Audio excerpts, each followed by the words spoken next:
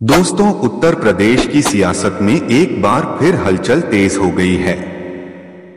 वजह है बहुजन समाज पार्टी की सुप्रीमो मायावती का वो तगड़ा और सख्त संदेश, जिसने न सिर्फ सत्ताधारी दल बल्कि पूरे विपक्षी खेमे में खलबली मचा दी है।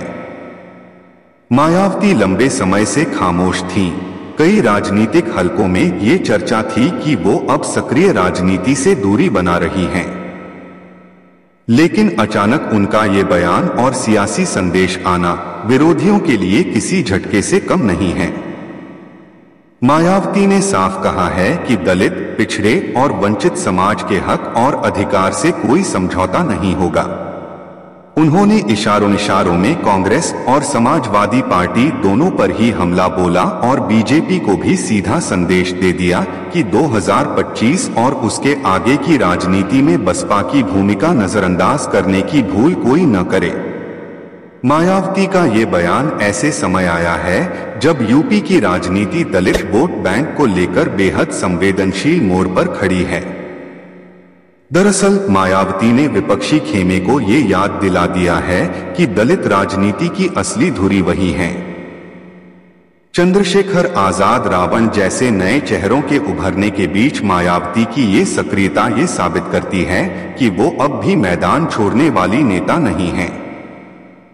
उन्होंने साफ कर दिया कि बसपा किसी भी गठबंधन का हिस्सा तभी बनेगी जब दलितों के अधिकारों और उनके सम्मान को प्राथमिकता दी जाएगी, वरना बसपा अकेले चुनाव लड़ेगी।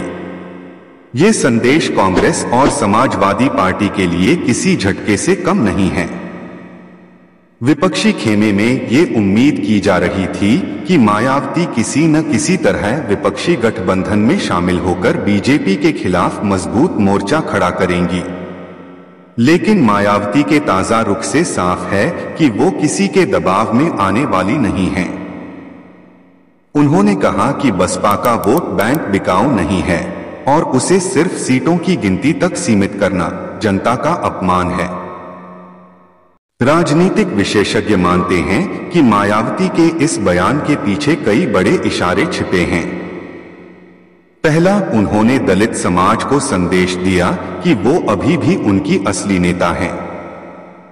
दूसरा, उन्होंने बीजेपी को अप्रत्यक्ष तौर पर चेतावनी दी है कि अगर बसपा विपक्ष के साथ नहीं जाती तो अकेले भी बीजेपी की राह आसान नहीं होने वाली। और तीसरा, उन्होंने विपक्ष को ये दिखा दिया कि बिना बसपा के यूपी की सियासत में कोई भी बड़ा खेल जीतना नामुमकिन है। सिर्फ इतना ही नहीं, मायावती ने अपने भाषण में साफ कहा कि दलितों को आज भी अपमान और भेदभाव का सामना करना पड़ रहा है। उन्होंने केंद्र सरकार और राज्य सरकार दोनों पर सवाल उठाए कि संविधान के मूल भाव को ताक पर रखकर राजनीति हो रही है। मायावती ने कहा कि बाबा साहब अंबेडकर के सपनों का भारत बनाने के लिए जरूरी है कि दलित समाज अपनी राजनीतिक ताकत खुद अपने हाथों में रखे।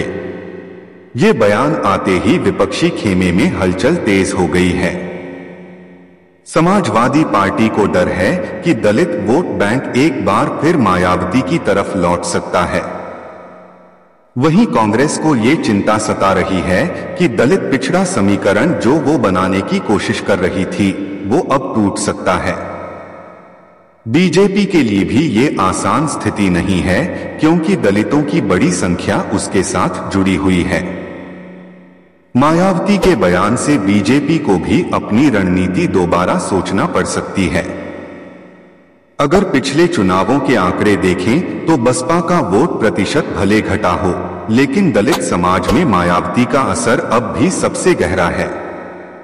यही वजह है कि मायावती का ये तगड़ा संदेश हर पार्टी की धड़कनें बढ़ा रहा है। राजनीति के पंडितों का कहना है कि आने वाले महीनों में बसपा की चालें यूपी की राजनीति की दिशा तय करेंगी।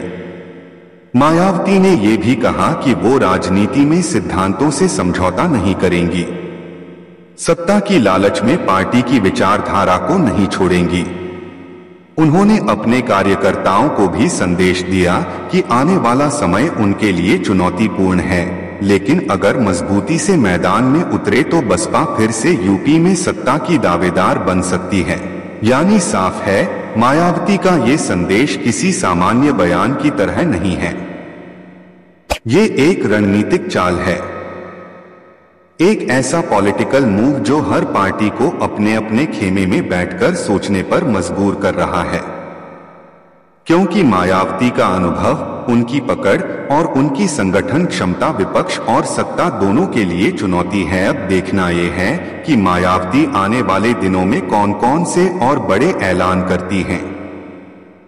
क्या वो अकेले मैदान में उतरकर बीजेपी और विपक्ष दोनों को टक्कर देंगी, या फिर किसी नए समीकरण का हिस्सा बनकर राजनीति में नया मोड़ लाएंगी?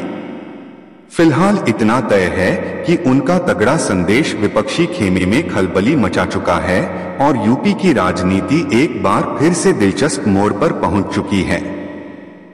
दोस्तों, आपको क्या लगता है, क्या मायावती का ये तगड़ा संदेश विपक्षी खेमे को तोड़ेगा या बीजेपी को भी नई मुश्किल में डालेगा? अपनी राय हमें कमेंट में जरूर बताइए। और हाँ, अगर आपको ये सियासी विश्लेषण पसंद आया हो तो चैनल को सब्सक्राइब जरूर कीजिए, क्योंकि यहाँ आपको मिलती है देश और प्रदेश की राजनीति से जुड़ी सबसे सटीक और गहरी खबरें, जिन्हें अक्सर बाकी मीडिया छू भी नहीं पाता। तो जुड़े रहिए हमारे साथ, ताकि आप रह सकें राजनीति की हर चाल से एक कदम आगे।